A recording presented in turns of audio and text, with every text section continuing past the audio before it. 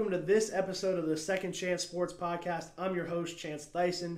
You hear that sound at the end of the intro? What's that? That's a hockey puck hitting the net. And today, regarding that sound, I've got my good friend and colleague, Nick Gimbel, here with me. Nick, thanks for coming, man. I appreciate you being here. Chance, thanks for having me on. I'm excited to get some NHL talk out here. Yeah, man. And so, Nick, if you don't mind, let's explain to everyone what your background is in broadcast and just have everybody know what you do and who you are. My claim to fame for broadcasting is hockey right now. I moved down here to Florida for that reason. I do play-by-play for Embry-Riddle College. Their hockey team out at the Daytona Ice Arena. There's a team that folded that I did a season for. But if anyone knows you, Chance, we did the Bethune-Cookman football game together, and I do a little bit of soccer broadcasting for the Daytona Rush USL League 2 team as well. Right. So Nick and I have some history together, and I've been really excited to have him on because he is my NHL expert, the guy that I go to for all of my NHL information. And so with that being said, again, Nick, thanks for being here. Let's get right into it.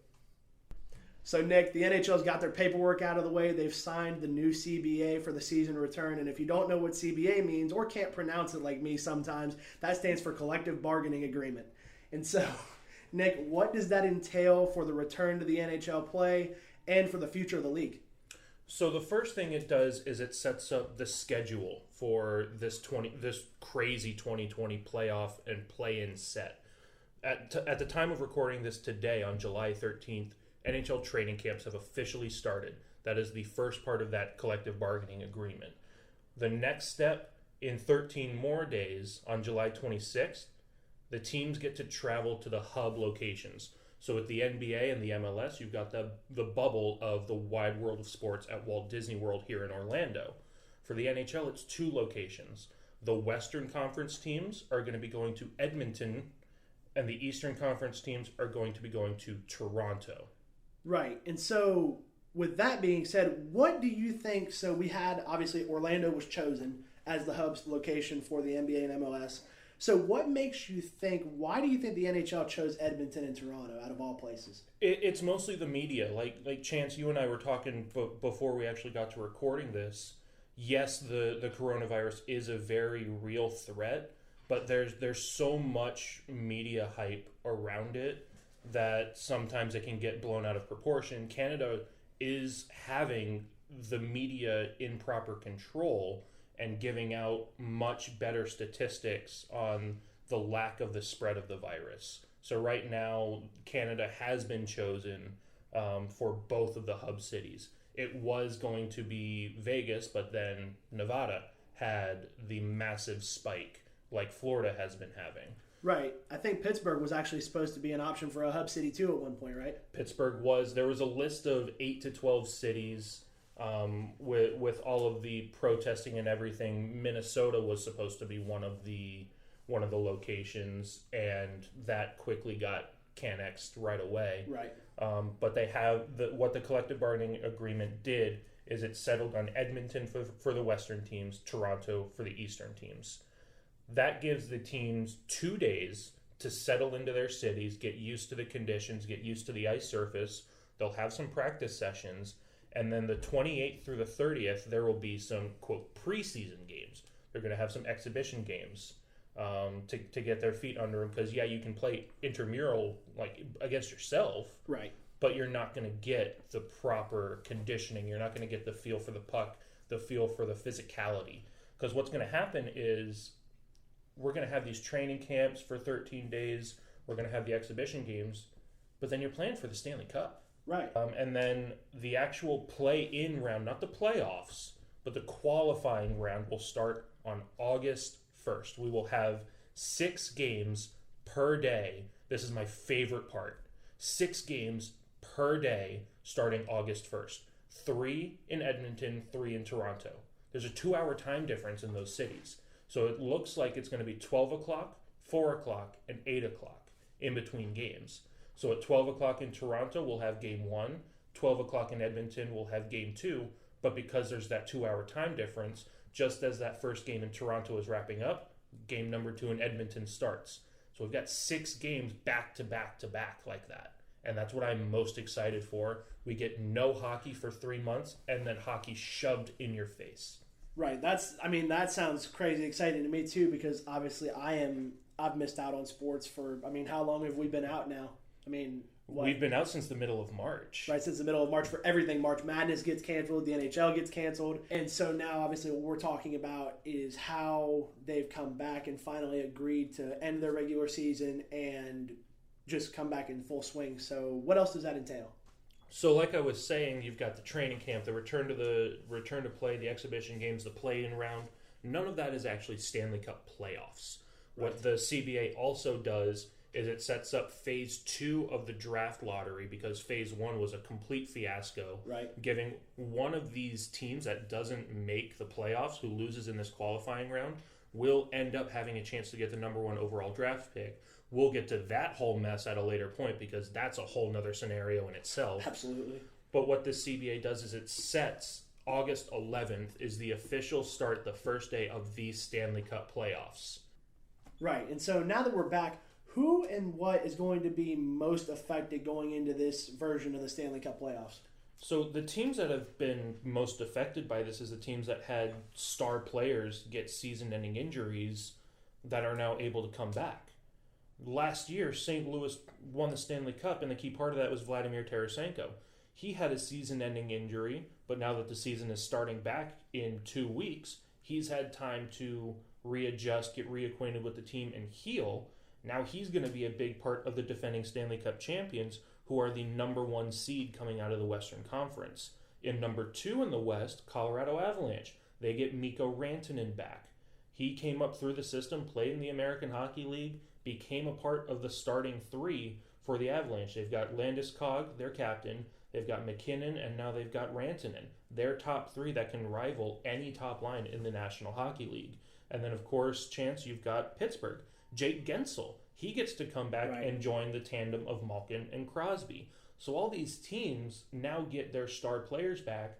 All of these teams, all 24 teams that are going to be playing, are at a stacked roster. There's very few injuries. There's very few limitations. But the only limitation is that they haven't been playing. No one is going to be at their peak performance until probably the conference finals, the second to last round of playoffs. Right. And so also there, speaking of not being at their peak performance, home ice advantage. So how is that going to work in this situation? Do you think it's going to affect the way they play, or how do you think that's going to work out? Listen, these NHL players have to be the best in the world. They are the absolute best at what they do. They cannot use the lack of crowd as an excuse. Absolutely. They have to be able to function and get the momentum and get the energy to play without a crowd. Right. We still don't know what kind of rinks and what kind of facilities these teams are going to be playing in. You look at Major League Soccer right now, they're playing at Disney at Wide World of Sports, right, to basically a high school field, a high school pitch. There's no massive stadiums. There's no massive jumbotron. You're playing on just basic grass, white paint, and goalposts. Right. That's it. You have nothing else than that, and it's probably going to be the same for all of these NHL teams. You're going to have a sheet of ice, some boards, but you're not going to have the massive stadium with an echoing crack of a stick when the puck hits it. There's going to be no crowd-generated momentum. So I feel that home ice is completely washed out in this. The only thing home ice does for a team now is that it lets them wear their home jerseys a little more often, their dark-colored jerseys, and it's going to give them the last change, which could be a big factor, but teams can adjust, head coaches adjust to get the matchups that they want. Home ice isn't going to mean anything, and you look at the 2 hub cities, you've got Edmonton and Toronto. Both the Edmonton Oilers and the Toronto Maple Leafs are in this qualifying round. Even they don't get home ice advantage. They're going to be in the same exact situation as everybody else. They get to be in the hotel, in the bubble. They don't get their families. They don't get their own beds. They don't get their home cooking. They get to go to the designated safe places that the NHL sets up. Right. So it's going to be a completely level playing field in terms of home ice advantage. There's just going to be none. Right. And see, so that's interesting to me too now that you say that, because we spoke about this a little bit before the podcast, before we recorded this, obviously. And so what could seem to me is, I wonder if we could see any scandals out of this. I wonder if this is something that could come up where we've got Edmonton and Toronto kind of making their way back to their homes and sneaking in and out. I think everybody's going to be professional, but I wonder if we could see any of that. I mean, every team is going to have their own health advisor, their own liaison, their own referee to keep them in check, per se. And realistically, there should be one example that Toronto will get no help from the league, and it's David Ayres. That one name, the emergency backup goaltender that came in and stole the game away from the Toronto Maple Leafs. He was the NHL's fan choice for the best moment of the season. This Toronto Marlies, the American Hockey League affiliate, the AAA affiliate for the Maple Leafs, drives the Zamboni for the Maple Leafs. He is a Toronto Maple Leaf sports and entertainment employee. Both of the Carolina Hurricanes goaltenders got injured halfway through the game. David Ayres, wearing Toronto Maple Leafs blue pants and a helmet, put on a Carolina Hurricanes jersey, and the Hurricanes won the game 6-3. Really? See, this is why I call Nick for my info, because I'm not, again, for everybody that knows me, you guys know what I want to do. I want to work for ESPN. So it's like, I personally, I don't know a ton about hockey, and this is why I bring Nick in, because stories like that, I know I've heard, but that's just so incredible to me. It's like, imagine driving a Zamboni and then popping into the goal and defeating the team you actually should be playing for.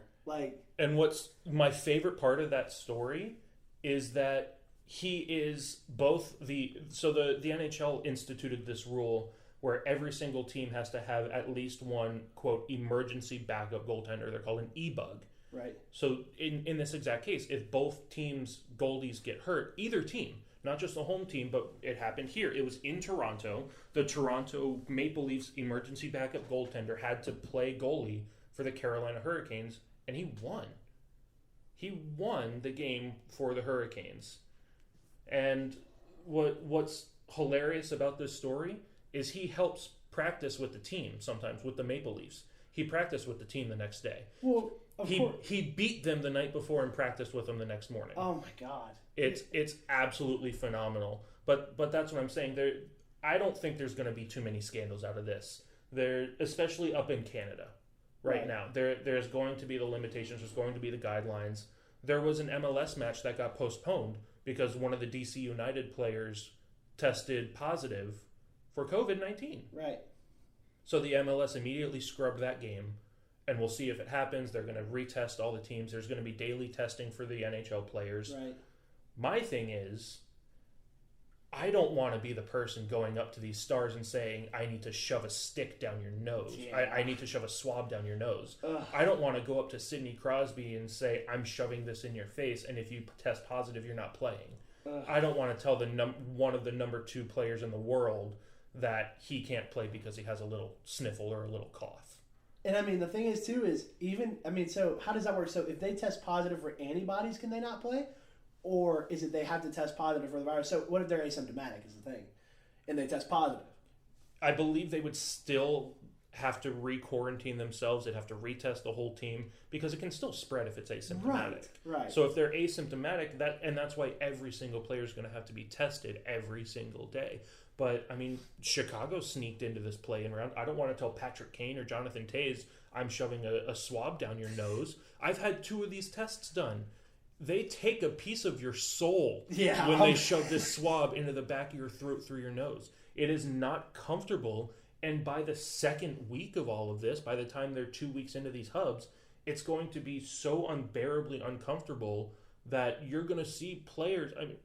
Max Domi for the Montreal Canadiens, who I think has a good chance to upset the Pittsburgh Penguins if Carey Price gets hot, their goaltender. Right.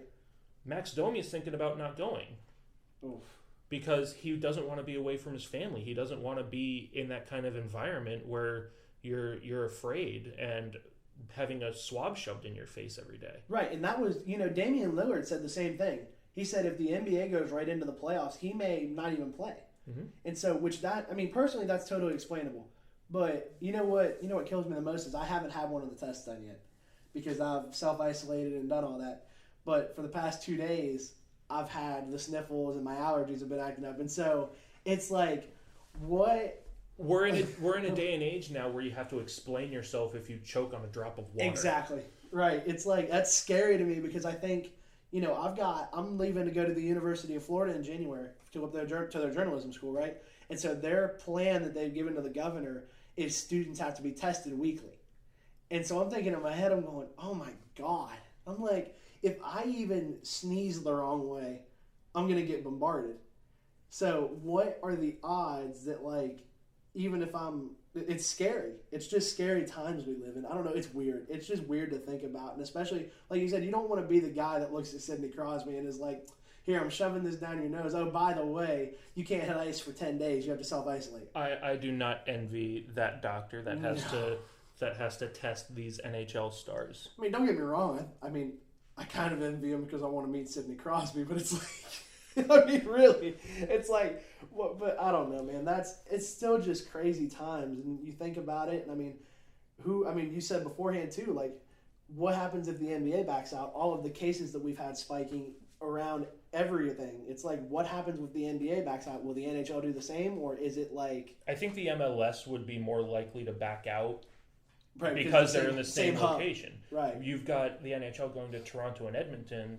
They're going so far north that it has nothing to do with Florida. Right. So they have their own opportunities. But, we're talking about all this crazy crap that's going on in health, but we got to look at the crazy stuff that happened in the NHL playoffs last year, too. Right. The first time two separate things happened, we watched the Columbus Blue Jackets obliterate the President's Trophy Tampa Bay Lightning in a 4-game sweep. First time in the NHL that has ever happened. The other thing, all 4 wild card teams moved on last year. Right. Colorado beat Calgary. We had Dallas beat Nashville. We had Columbus, of course, beat Tampa Bay. And we had Carolina beat out Washington. All 4 of the top seed teams in the playoffs got eliminated. And that was under normal circumstances. That was in a 7-game in a best of 7 series in home ice advantage. That means nothing in the playoffs. The team that wants it more is going to win, and that's why I think a Western Conference team is going to win the Stanley Cup playoff again this year. Right, and so now that we've kind of broken that barrier, what's your prediction for your Western Conference team, and who do you think is going to take the chip? My favorite out of the West is Vegas. Right. And it's the same reason they've had success the past 2 seasons. Obviously, they made it to the Stanley Cup final in their very first season. One, you had the horrible Vegas tragedy that brought that team together before the season even started. Right. It can take a team halfway through the season to get that kind of camaraderie that Derek Engelland brought as the captain, as a homegrown Vegas player. Right. He came out, gave an emotional speech in the very first game. We had NHL teams lining up behind the Vegas Golden Knights in their first couple of games in solidarity.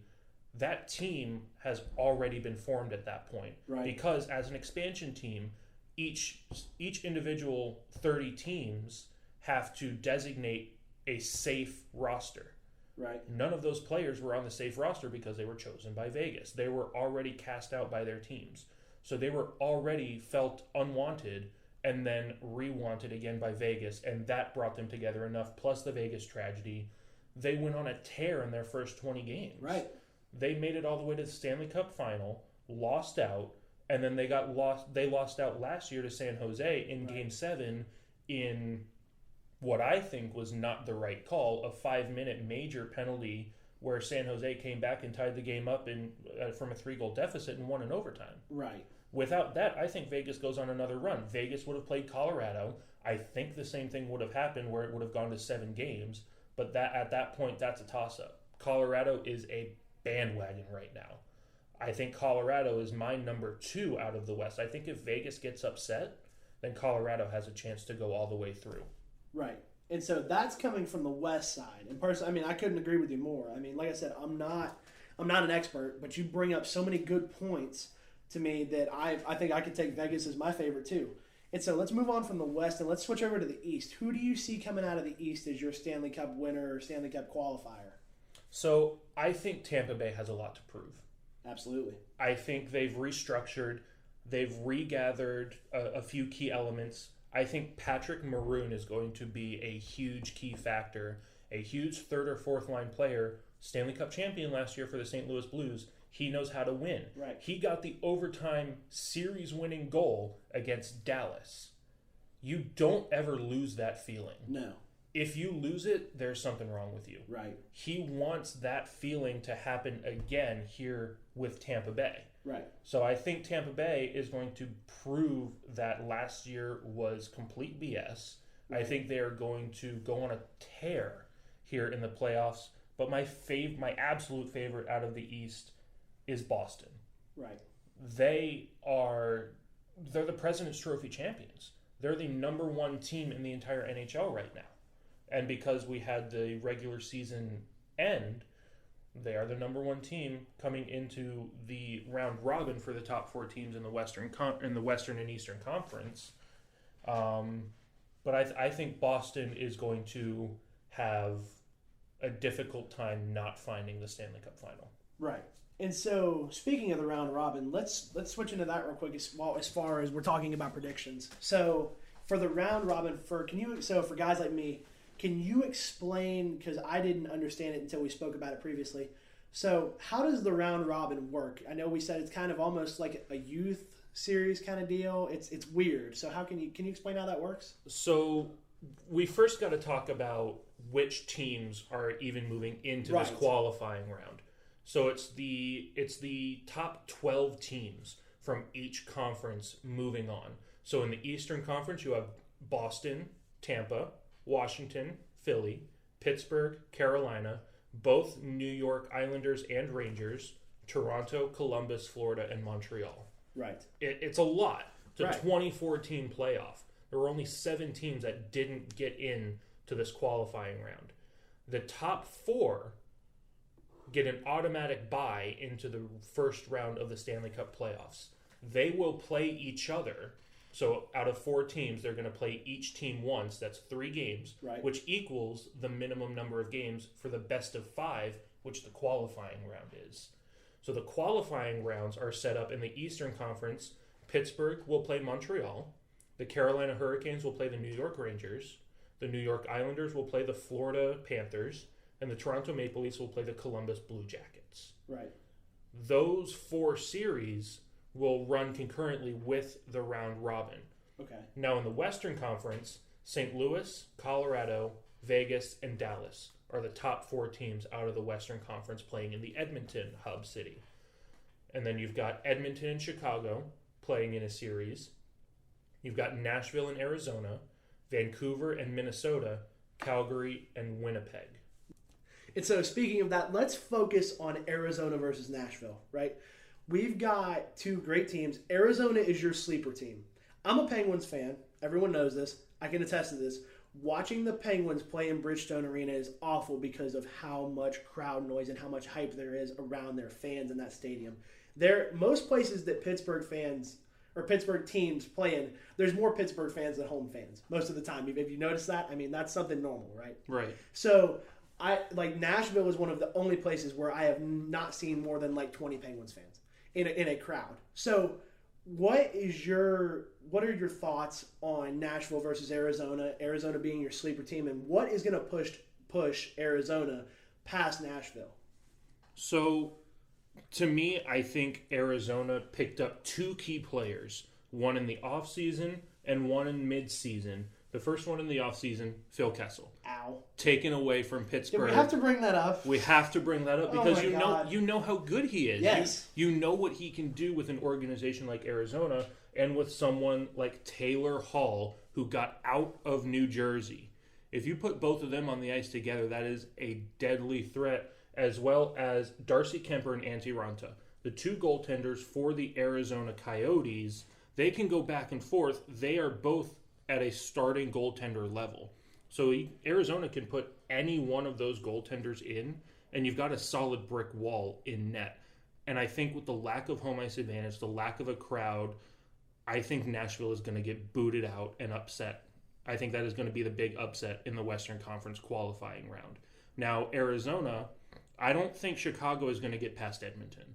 which would mean Arizona is going to be the number 8 seed moving into the first round, and they would have to play the number 1 seed of either St. Louis, Colorado, Vegas, or Dallas.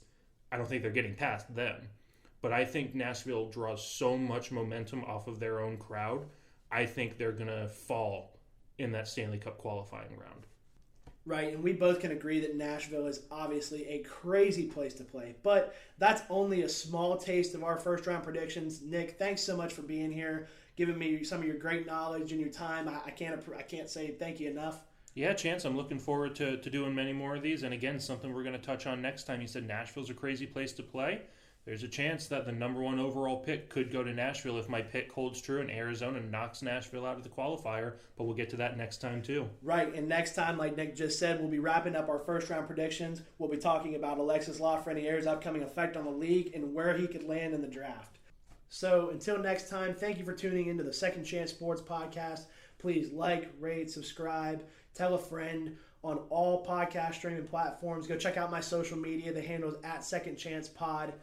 Go check out Nick on social media too. Nick, what's your Instagram handle? Just search my name on YouTube. I got a couple of demo reels there. I actually just edited a new highlight reel from the 2019 season for the Daytona Rush soccer team. Nick_Gimbel at most places, especially on Twitter. Go ahead and give me a follow. Yeah, man, give him a follow. Check him out. I'm definitely we're going to have Nick on the next episode doing all of the recover stuff. And so, again, thanks so much for tuning in, and we'll see you next time.